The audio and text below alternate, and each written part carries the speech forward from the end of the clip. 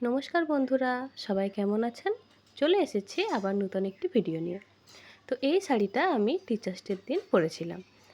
তো শাড়ি ব্লাউজটা বের করার পর টিচার্স ডের আগের দিন হঠাৎ মনে হলো যে এটার সাথে পরার মতন কিছু একটা বানাবো। কারণ সেই গড়পড়তা সোনার গয়না আর আগের যেগুলো বানানো আছে ওইগুলো আর পরতে ইচ্ছে করছিল না। তাই নতুন কিছু বানাতে ইচ্ছে গেল। তারপর দেখলাম যে ব্লাউজ পিসটার সাথে ওর কাটিং পিসটাও আমাকে দোকান থেকে ফেরত দিয়ে দিয়েছিল। তো সেটা নিয়েই বসে পড়লাম কাজে। প্রথমে একটু কার্ডবোর্ডের টুকরোকে গোল করে নেকলেসের শেপ ও কানেরের মতন আরও দুটি ছোট টুকরো করে নিলাম। এর উপর ওই কাপড়ের যে টুকরোটি ছিল সেটাকে গ্লু দিয়ে বেশ ভালোভাবে সেট করে নিলাম। তো তারপর বসে পড়েছি ক্লে নিয়ে। তো এই যে ভিডিওটি আমি বানাচ্ছি এখন বা যে ভিডিওটি দিতে চলেছি, এটা ছিল সেই আমার পদ্মহারটা, যেটার ছবি আপনারা আগেই দেখে নিয়েছেন। তো পদ্ম ফুল আমার খুব প্রিয় একটি ফুল। আমি পদ্ম ফুলের আমার প্রচুর গাছও আছে, আমি ভীষণ ভালোবাসি পদ্ম ফুল লাগাতে ও পদ্ম ফুল ফোটাতে। তো আজ আমি সেই পদ্ম ফুলের হার বানিয়ে ফেলেছি।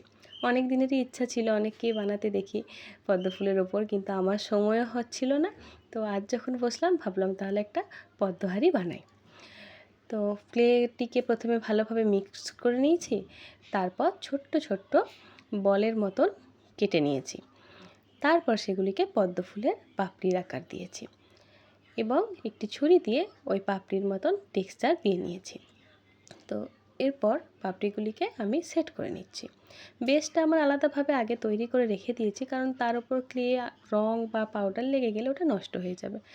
তাই এই পদ্মটিকে পুরোপুরিভাবে আমি অন্য জায়গায় বানাচ্ছি, শেষে ওটাকে সেট করে দেবো। ক্লেটি একটু শুকনো হয়ে যাওয়ার পর আরও ভালোভাবে পাপড়ির আকারগুলি দিয়ে নিচ্ছি। তো যখন কোনো ক্লে দিয়ে কোনো জিনিস বানানো হয়, তার বেসটা যদি কোনো প্লাস্টিকের ওপর রাখা যায়, মানে যখন বানানোর সময়টা, তাহলে ওটাকে তুলতে খুব সুবিধা হয় ওখান থেকে। কারণ ক্লেয়ের সাথেও কিন্তু অনেকটা আঠা থাকে। কোনো কাগজ বা অন্য কিছুর ওপর যদি করা হয় না, সেটা সহ রং সহ নিয়ে ওটা উঠে যায়। তো দেখুন আমার পদ্ম ফুলটা বানানো হয়ে গেছে, তার ডাঁটিটিও বানানো হয়ে গেছে। এবার আমি একটি পদ্ম ফুলের কুঁড়ি বানাচ্ছি।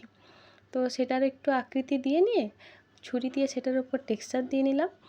আর এটা বানাতে চলেছি যেন ঠিক কুঁড়িটার একটা মাত্র পাপড়ি খোলা আছে।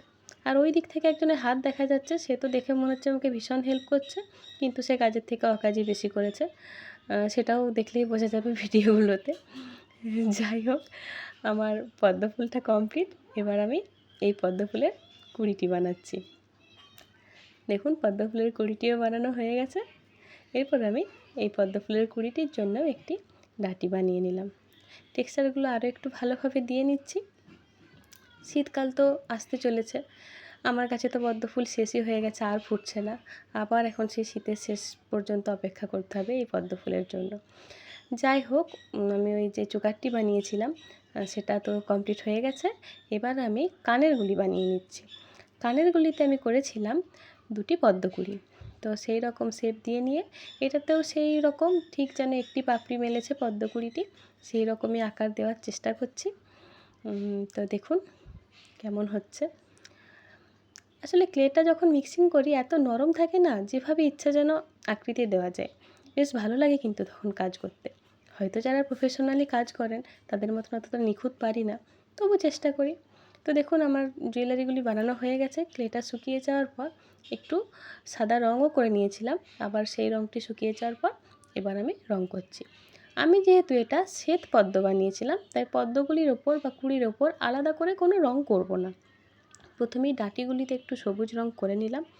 এবার এই শ্বেত পদ্ম বা সাদা পদ্ম যতই সাদা হোক, ওর ওপর যেন একটুখানি সবুজের আভা থেকেই যায়, নাহলে যেন ঠিক জিনিসটা রিয়েল লাগছিল না। তাই ওই সবুজ রঙটিকেই একটুখানি ব্লেন্ড করে দিলাম সাদার ওপর। তো দেখুন তো এবার কি মনে হচ্ছে একটু যেন পদ্ম ফুল লাগছে। তো সত্যি অন্য সবার যা কাজ দেখেছি সেই সমস্ত কাজ এত নিখুঁত হয়, আমার কাজ হয়তো তাদের ধারে কাছেও যাবে না। আমার ওই নিজের কাজ চলার মতন একটুখানি বানিয়ে নিলাম। বানাতেও ভালো লাগে, পরতেও ভালো লাগে, এই আর কি। দেখুন এই রঙগুলিও শুকিয়ে গেছে, আর এই বেসটা আমি আগেই বানিয়ে রেখেছিলাম। পুরো ভিডিওটা বানানো হয়নি, ওই ট্যাসেলটা ওইগুলো সবই নিজে বানিয়েছিলাম। পেছন থেকে কয়েকটা কড়ি আটকেছিলাম, সবগুলিকে গ্লু দিয়ে আটকে নিলাম। অরিজিনাল পদ্ম গাছের পদ্ম পাতার উপর একটু ফটোশ্যুটও করে নিলাম। আর আমাকে হারটি পরে কেমন লাগছে জানাতে ভুলবেন না। Thank you.